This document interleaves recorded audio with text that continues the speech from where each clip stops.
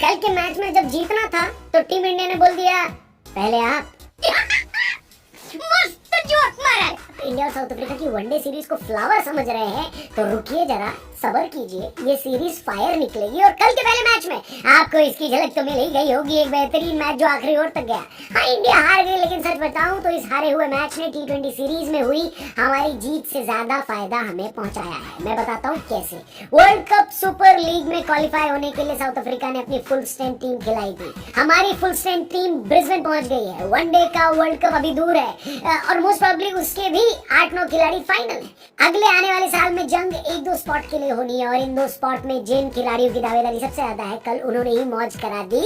एक वक्त पर ऐसा लग रहा था कि टीम इंडिया पूरे 40 ओवर नहीं खेल पाई। उस वक्त पर श्रेयस अय्यर ने बेहतरीन हाफ सेंचुरी लगाई और फिर संजू सैमसन भी मुकाबले को बिल्कुल एंड तक ले गए थे। हालांकि संजू मुकाबला जिता भी सकते थे और मेरे हिसाब से मैच का टर्निंग पॉइंट संजू की ही गलती से हुआ। बारिश की वजह से मैच देरी से शुरू हुआ और 10 ओवर कट गए, यानी 40 ओवर पर साइड। तो हुआ ये कि इंडिया वालों ने टॉस जीता। जीतने के बाद बिल्कुल लखनऊ तहजीब के मुताबिक साउथ अफ्रीका वालों से बोला पहले आप यानी बैटिंग करिए। साउथ अफ्रीका वाले बल्लेबाजी भी करने आ गए और ओपनिंग में तो उन्होंने बल्लेबाजी सही करी भी। मलान और डिकॉक ने साथ मिलकर धीमी लेकिन सॉलिड ओपनिंग पार्टनरशिप करी। क्योंकि बारिश की वजह से मैच 40 ओवर का हो गया था, ये इस वजह से साउथ अफ्रीका का विकेट संभाल कर रखना इंडिया के लिए खतरनाक हो सकता था। लेकिन खतरा, मुश्किल, परेशानी, ये सब लफ्ज आम इंसान के डिक्शनरी में होते।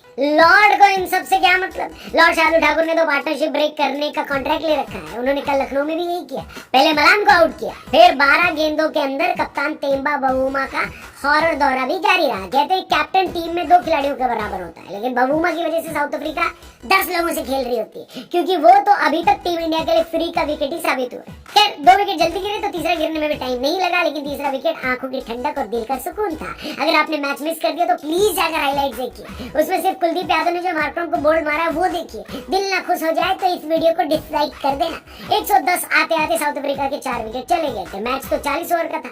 लग रहा था कि साउथ अफ्रीका वाले इसमें भी पूरे नहीं खेल पाएंगे, लेकिन फिर आया कहानी में ट्विस्ट। मिलर और क्लासन की पार्टनरशिप, दोनों ने शुरुआत धीमी करी, लेकिन एक बार जब सेट हुए तो उसके बाद पीछे मुड़ के देखा ही नहीं। अगर किसी इंडियन ने क्लासन से पैसे उधार लेकर उसको वापस नहीं लौटाए और ये वीडियो देख रहा हो तो प्लीज वापस कर दो, क्योंकि ऐसा हो सकता है कि क्लासन सिर्फ इंडिया के गेंदबाजों को ही बेल रहे हैं। और डेविड मिलर तो भैया इस साल क्रिकेटर ऑफ द ईयर बनने की तैयारी करके आए हैं। T20 में बेहतरीन परफॉर्म करने के बाद उन्होंने वनडे में भी अपनी बेहतरीन प्रदर्शन जारी रखी।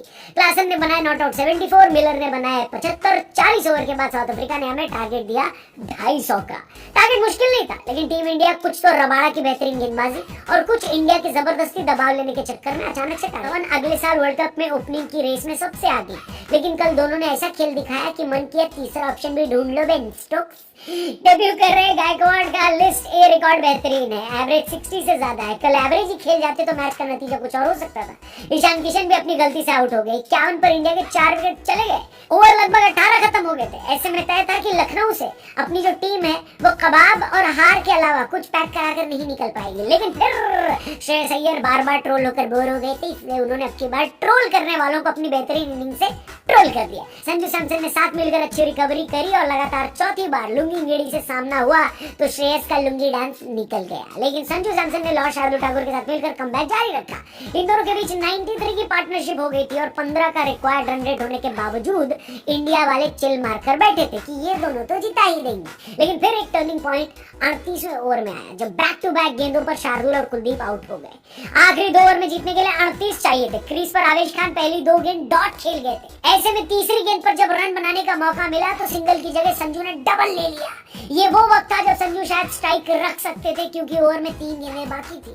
1-2 बाउंड्री भी लगा देते तो आखिरी ओवर में कम रन बनाने रहते, लेकिन संजू ने आवेश पर भरोसा जताया जो अगली गेंद पर आउट हो गए। आउट तो रवि बिश्नोई भी हो गए थे, लेकिन नो बॉल पर आखिरी ओवर में जीतने के लिए 30 रन की जरूरत थी। संजू ने इस मोमेंट के लिए खुद को बैक किया था। पहली गेंद पर छक्का, अगली 2 पर चौके, लेकिन 6 में सिर्फ एक डॉट बॉल करानी थी जो तबरेज शमसी ने करा दी। इंडिया आखिरी ओवर में 20 रन बना पाया और 9 रन से ये मैच हार गया। लेकिन संजू की 63 गेंदों में 86 की पारी ने उनका केस बहुत ही स्ट्रांग बना दिया है। पारी का दूसरा मैच संडे को रांची में खेला जाएगा, लेकिन उससे पहले कल हम आपके लिए एक ऐसे खिलाड़ी पर वीडियो लाएंगे जो इंडिया का ब्रैडमैन है। गेस कर सकते